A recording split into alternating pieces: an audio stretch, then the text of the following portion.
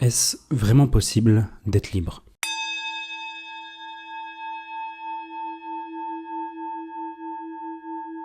J'ai eu la chance d'être contraint à commencer ma vie assez jeune.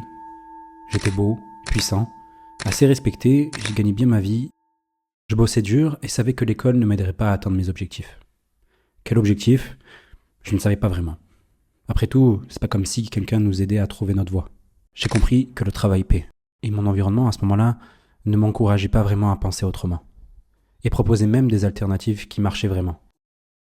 La tête pleine de rêves, j'avais donc deux choix à faire. Partir dans le salariat, ce que je m'étais promis de ne jamais faire, par réflexe quasi instinctif, mais c'était une voie plus sûre, et pourrait me convenir en vue des nouveaux modèles qu'on nous présentait. Ou prendre le chemin mystérieux et de tenter de me frayer un passage dans l'entrepreneuriat, à une époque où peu de choses étaient documentées, où beaucoup retenaient de l'information pour en vivre. J'ai donc choisi une voie entre les deux, une sorte de mix. Je me suis laissé 1 an pour apprendre de ceux que je pensais être les meilleurs en France, puis je montrai mon projet. Mais au fond de moi, je le savais, j'avais fait un pacte avec le diable. Et ce pacte m'aura enchaîné pendant 5 ans, contrairement aux 1 an initiaux dont je m'étais promis de faire. Comme dirait l'autre, à qui troque sa liberté pour sa sécurité ne mérite ni l'une ni l'autre. Les premiers signes d'alerte furent la prise de poids, la négligence de ma santé, la caféine à des heures impossibles, la cigarette pour décompresser, puis le Covid est arrivé et le monde s'est arrêté. Et seul avec moi-même, le constat était dur à avaler, et ça a empiré. Je me suis fait virer, ou plutôt j'ai attendu qu'on me vire, passer de boîte en boîte, en sachant très bien que c'était mort d'avance. On peut pas m'en vouloir. Après tout, je venais de sacrifier 5 ans de ma vie pour une chimère. La nuit était devenue mon quotidien. Et je me laissais m'endormir, tout doucement. Mais le sommeil est propice à une chose, le rêve. Ou plutôt pour moi, des visions. Un homme, seul dans le désert. Une femme, un oasis. Et je me suis rappelé de moi, il y a 5 ans. Il était encore vivant. C'est tout ce qui me restait de pur. Je me suis donc laissé emporter par le flux. Et c'est là que j'ai vu le désert, les chaînes qui me retenaient d'avancer, reliées au loin à l'homme que je voulais devenir. Et c'est en sentant le poids des chaînes d'un côté de mon corps que je l'ai vu. L'enfant que j'étais. J'étais à la croisée des chemins. Il a fallu que je vive tout ça pour en arriver là, ou j'ai toujours évité ce moment jusqu'à présent. Je le savais, aucun retour en arrière n'était possible. Derrière moi, le feu ardent de ma dépression me poussait vers l'océan inconnu de possibilités, alors j'ai pris ce que j'avais dans un sac à dos et décidé de marcher. Après tout, je n'avais plus rien à perdre et surtout, plus rien à prendre là où j'étais. J'ai donc entrepris de traverser le Maroc à pied, avec une idée simple, rejoindre le désert. Si je devais mourir pendant le voyage, je l'accepterais. Si j'en revenais vivant, le message serait clair. Et je t'ai tout documenté. C'est la première vidéo de ma chaîne YouTube et c'est là que tout a commencé pour moi. Rien ne s'est passé comme prévu. Mais paradoxalement, tout s'est très bien passé. Et je suis revenu avec un seul enseignement. Dieu est grand. J'essaie d'obtenir du coup ce que j'ai toujours voulu, la liberté. Si on définit la liberté comme l'addition de l'autonomie et de l'indépendance, alors c'est faire ce que tu veux, quand tu veux, où tu veux, avec qui tu veux. C'est mon projet. Et je l'ai appelé le projet Ouria. Alors voici mon but avec toutes ces vidéos. Conquérir ma liberté, partager la vérité de ce monde pour mourir en homme de Dieu et accomplir, je crois, la mission qui m'a été donnée. Je suis un aspirant de la sagesse et voici ce qui s'est passé dans ma vie cette semaine. Eh bien écoutez, bilan de la semaine, on va faire ça vite. Pour la simple et bonne raison que cette semaine, c'est les vacances. On est à la fin de Q1, on va faire le bilan du premier trimestre 2025 qui s'est passé en demi-teinte, on va le dire. Et voilà, on va commencer comme d'habitude par le bilan spirituel. Je commençais toujours par le bilan physique. Maintenant, je change. Bilan spirituel en premier. Bon, quel est mon objectif ultime? Quel est le but et pourquoi il est important d'avoir un bilan, un objectif spirituel? Pour la simple et bonne raison que dans la vie, la dounia, ce que nous on appelle la dounia chez les musulmans, c'est pas important et il faut avoir un certain niveau au-dessus et je pense que même c'est le début de tout pour moi. Alors je sais que c'est bizarre dans une société occidentale, athéisée, agnostique, mais en gros, nous en islam on a un principe simple que j'ai mis du temps à beaucoup à intégrer dans ma vie et depuis que je l'ai intégré ça va beaucoup mieux, déjà je me sens mieux dans ma peau etc. et ça va mieux de manière générale, c'est que il faut toujours mettre Allah en premier dans tes actions. Dieu, il faut mettre toujours Dieu. On va oublier ces mots compliqués là qui vont énerver certains. Oui, et Allah, il autorise les meurtres. Tu vois, des genres de trucs, tu vois. Tu vois. Déjà la semaine dernière, il y a un mec qui m'a pris pour un juif. Littéralement, il y a un mec qui a commenté une de mes vidéos. Il m'a dit putain, c'est fou d'être juif et d'être devenu musulman. Alors que je suis né musulman, dans une famille pas très croyante, pour être honnête, et pas très pratiquante. Et moi, tout seul, je me suis retourné vers l'islam pour X ou Y raison. Enfin, encore une fois, je renvoie à la première vidéo de ma chaîne. Vous n'hésitez pas, vous allez tout comprendre dans cette vidéo et pourquoi je fais tout ça. Et du coup, voilà, c'est un peu l'objectif, c'est de mettre tout le temps de jeu dessus. Et pourquoi? Parce que je pense que c'est une des bonnes manières de vivre finalement, de mettre tout le temps de jeu dans ses actions, de mettre toujours de la spiritualité. Et pour ceux qui ne croient pas en tout ça, mettre de la présence dans tout ce qu'on fait, être présent dans chacune des choses qu'on fait, mettre du poids, non pas mental, non pas non plus physique, mais spirituel dans ce qu'on fait, trouver le pourquoi de nos actions, que vous soyez nihiliste et que pour vous il n'y a pas de but, que vous soyez absurdiste et que pour vous il n'y a que la révolte, ce genre de choses. Il faut quand même mettre du poids dans tout ça et savoir pourquoi on se lève le matin, c'est hyper important. Et donc du coup, l'objectif de ce trimestre que je me suis donné, parce que c'est très dur de donner quelque chose de quantifié sur sa spiritualité, donc du coup je me suis donné un peu des objectifs, on va dire des objectifs faciles qu'on peut écrire au stylo sur une feuille. Donc déjà c'était de lire 3 livres de développement personnel, il me reste une trentaine de pages sans doute pour finir le pouvoir dans l'instant présent, que je vous ferai du coup le résumé semaine prochaine, enfin un retour dessus. C'est peut-être la 4e ou 5e fois que je lis ce livre, et pourtant ce n'est pas du tout un livre religieux lié à l'islam. Je pense que le pouvoir de l'instant présent, c'est le top 1 niveau de livre dev perso de la personne en Occident qui n'a plus de repères dans sa vie. Et j'ai adoré ce livre, et j'adore toujours ce livre. Enfin, j'adore, je ne peux pas adorer autre chose que Dieu. Mais en gros, j'ai énormément aimé ce livre qui est vraiment très très bon et que je lis presque chaque année. Et c'était l'occasion, encore une fois, sur cette année, ce début d'année 2025, de le relire. Et du coup, voilà, je suis bien parti pour le finir. Je pense que je vais faire de la vaisselle là et après je vais finir les pages qui me restent à finir.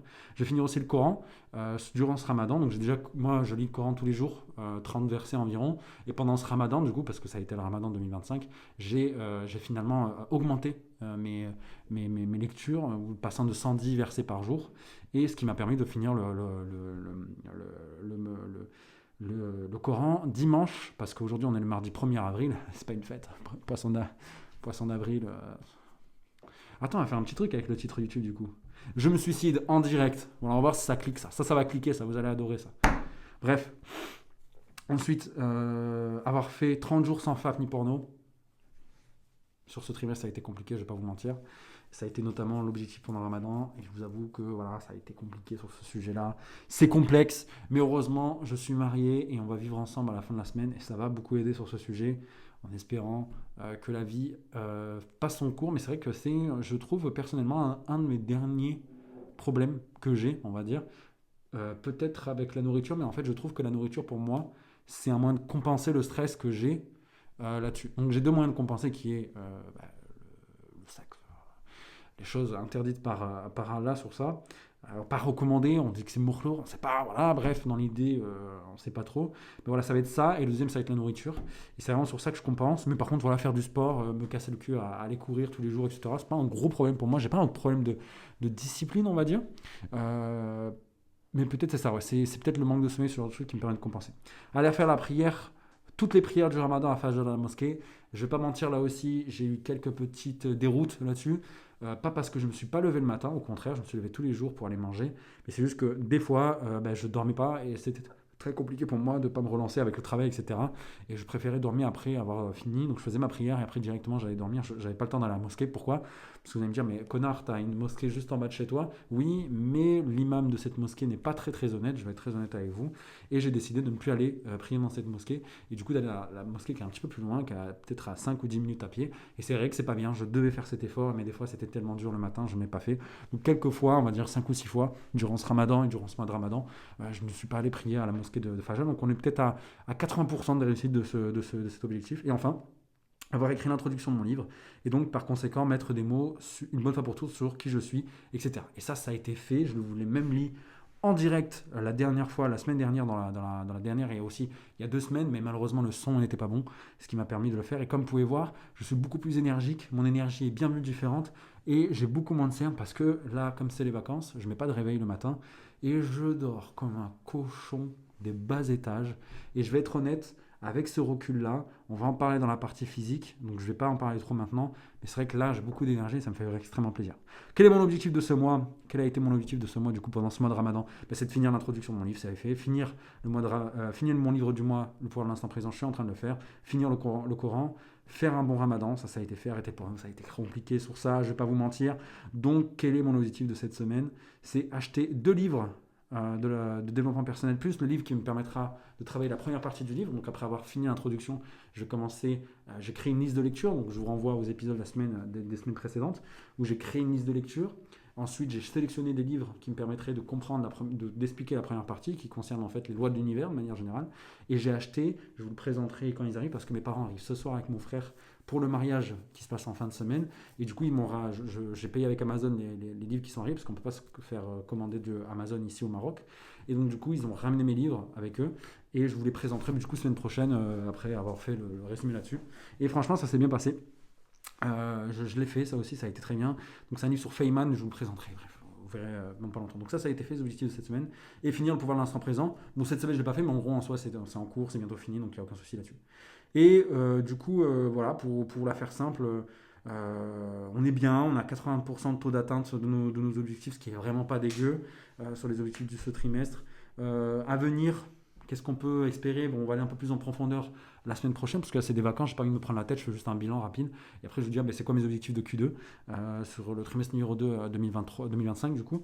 Et du coup, ça va être écriture, discipline, sport, stabilité. On va essayer de stabiliser, ça va être ça un peu le mantra, un peu la ligne directrice, l'intention que je vais mettre sur ce deuxième trimestre 2025. Et mois prochain, on va avancer sur le livre.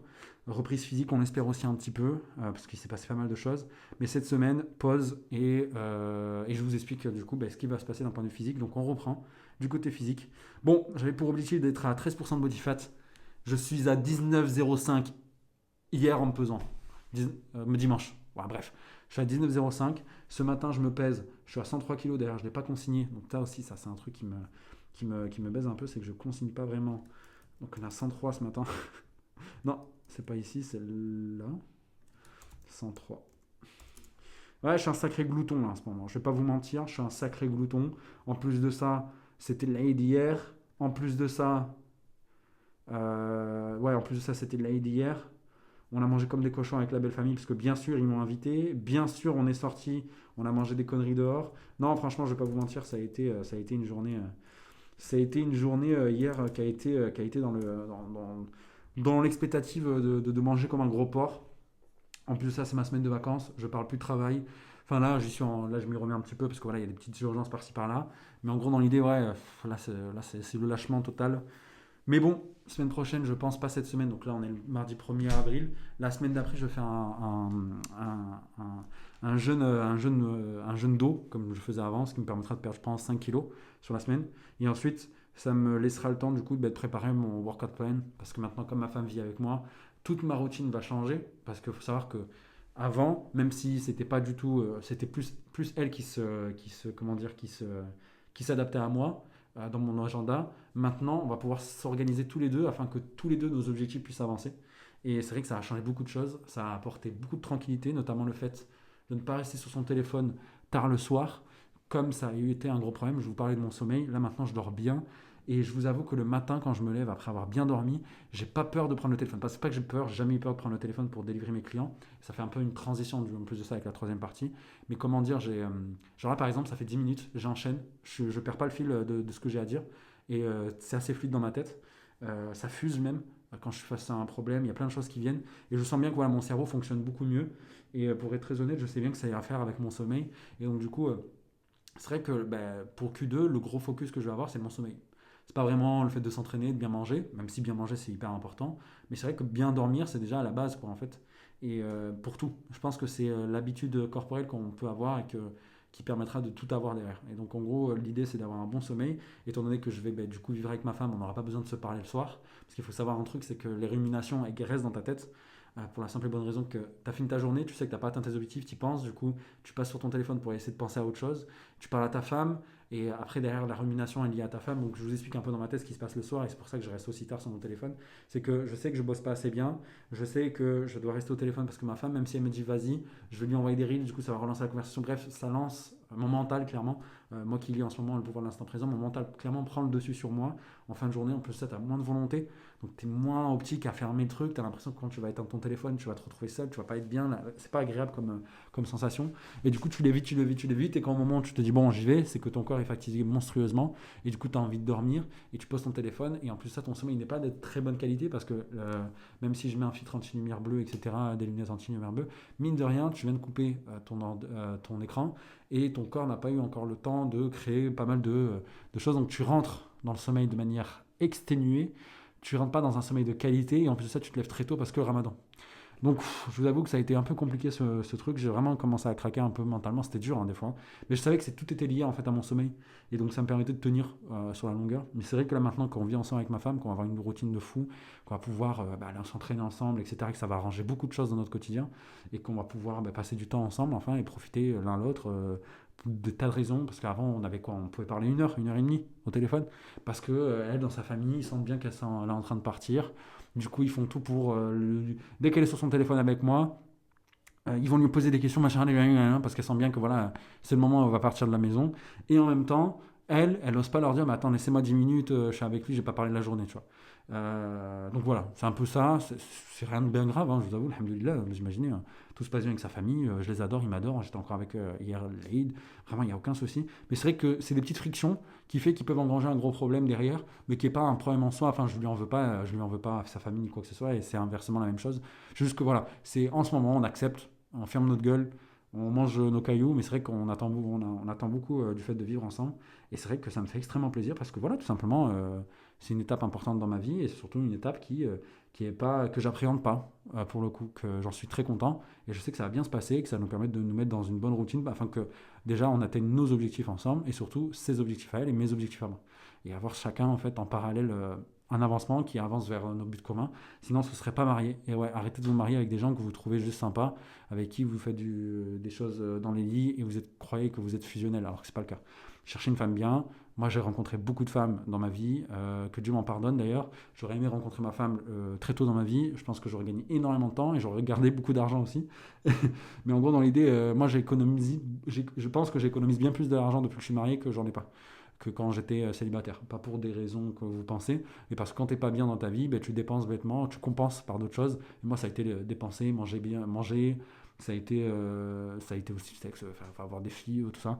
Et c'est vrai que maintenant que tu es marié, tu sais que tu es un peu plus stable dans ta vie et que la vie avance et que tu as un peu des objectifs et que tout s'éclaircit un petit peu, que pas mal de tes problèmes se commencent à se recentrer.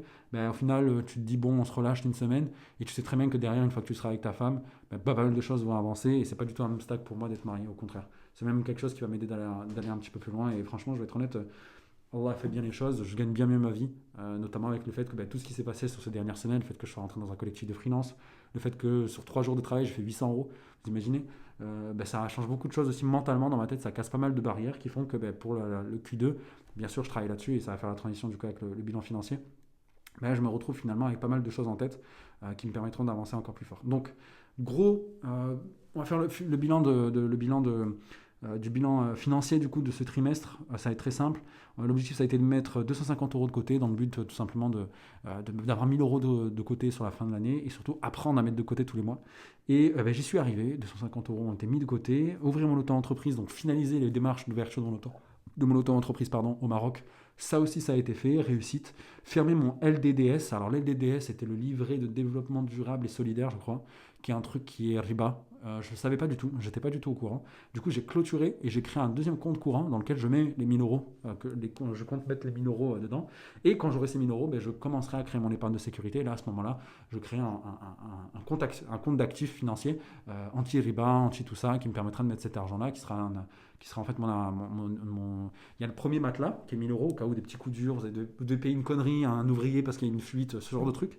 C'est ça. Et après, ensuite, il y a l'épargne de sécurité qui te permet en fait vraiment d'avoir vraiment un vrai matelas qui te permettra de t'asseoir en cas où tu as un gros problème sur 6-9 mois, au cas où tu perds ton job, ce genre de choses. Et du coup, voilà, en gros, dans l'idée, c'est ça. Donc là, je suis sur cette première phase qui est la baby step 1 de Dave, machin truc, qui est un mec qui a été pas mal de personnes à sortir de spirale de dette, etc. Moi, ça tombe bien, je n'ai strictement aucune dette. Et je sais que toute ma vie, je me suis refusé de faire des emprunts à la banque, pas par simple intuition de ne pas en faire.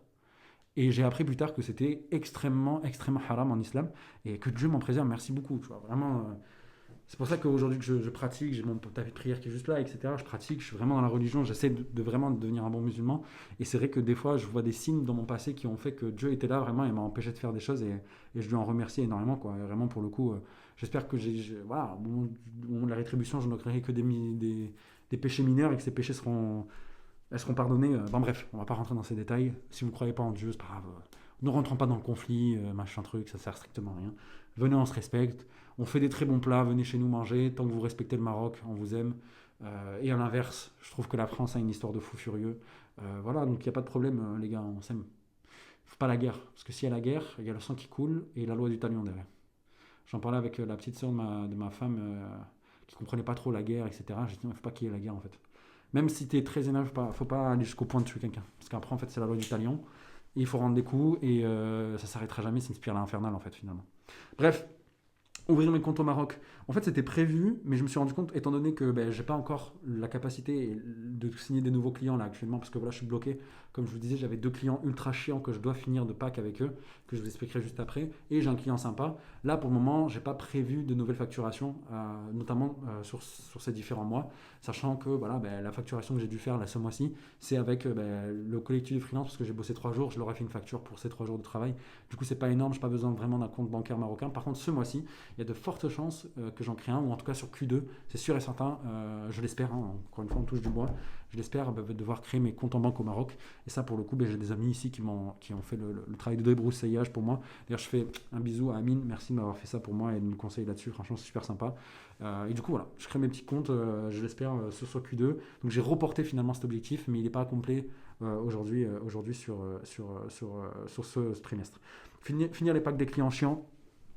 Là, je me suis foiré pour toutes les raisons que je vous ai dit avant, en fait, liées en fait, à mon côté physique, le manque de sommeil, etc.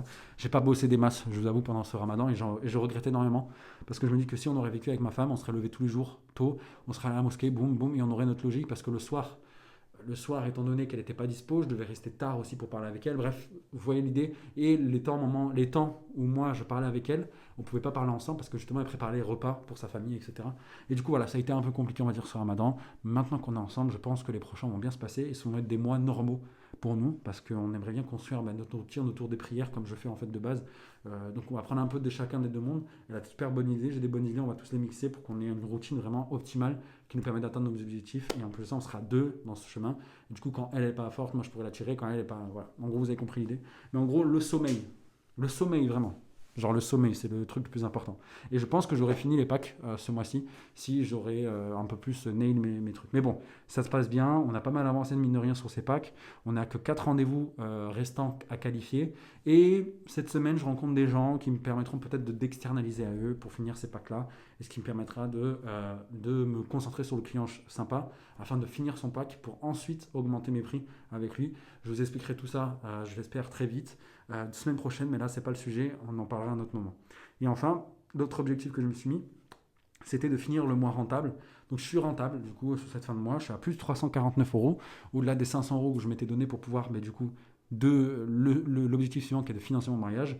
Donc j'ai les sous, ils vont arriver, j'ai 840 euros qui vont arriver bientôt, et franchement, ça fait plaisir parce qu'on commence ce mois-ci dans le vert. Et Ben, du coup, je me dépêche pour pouvoir prier.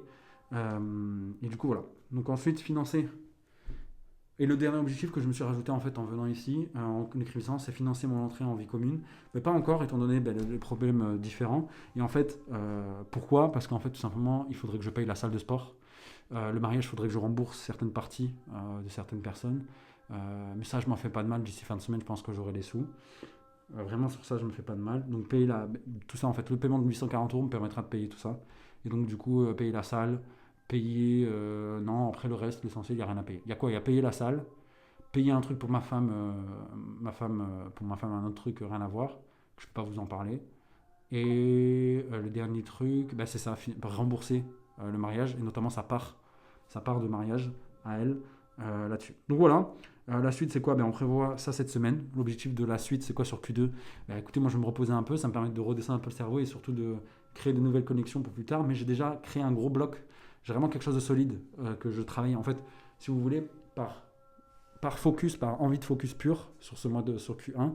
J'ai créé comme quand on dirait une pré-suite, donc en fait un début de trame de ce que je dois faire pour la suite. Et dès que j'avais une idée qui me défocus sur mes objectifs que je m'étais donné sur Q1, je l'écrivais dans ce truc-là pour avoir quand même une trace et que toutes les semaines, quand je faisais mon bilan de la semaine, je remettais au propre. Et là, vraiment, j'ai un truc carré qui me permettra d'attaquer vraiment sur Q2 avec un maximum de force. Et franchement, j'en suis super content. Mais étant donné, j'ai peut-être déjà une idée au moins de ce qui va se passer sur la première semaine après mon retour. Donc la semaine, du coup, si je me trompe pas, ce sera la semaine du. J'ai pas envie de dire de bêtises. Désolé, hein. On va profiter de la deadline en attendant. Donc là, on est la semaine du 31, donc la semaine du 7 avril, la semaine du 7 avril du coup, ça va être déjà de finir mes CEPAC là, et en fait ça correspond à 9 rendez-vous que je vais devoir prendre, et là étant donné qu'on va bien dormir, qu'on va être ensemble, qu'on va avoir une bonne truc, tu vois, vraiment un truc vraiment carré, je pense que je vais nail le truc, sachant qu'en plus avec les taux de conversion que j'ai, c'est même pas, si je veux finir le pack de mes clients, je crois que c'est même pas 1000 rendez-vous, 1000 appels à faire, et 1000 tu les fais quoi. Ouais, je vais vous dire exactement c'est quoi exactement pour la semaine du 7. Je peux vous dire même dès maintenant les objectifs. Ça va être 1000 appels, même pas, 1500 appels. Voilà, on est sur ça quoi. Donc franchement, je vais pas me gêner. Je vais faire les 1000 appels. En plus de ça, je retourne. Il y a les nouvelles missions avec le client en casse-couille, le client de collectif de freelance dans lequel je suis. Et donc du coup, ouais, voilà. Bilan de ce Q1. On se voit la semaine prochaine pour que je fasse le bilan les objectifs de Q2. Et voilà, prenez soin de vous. On se dit à la prochaine et ciao, bisous.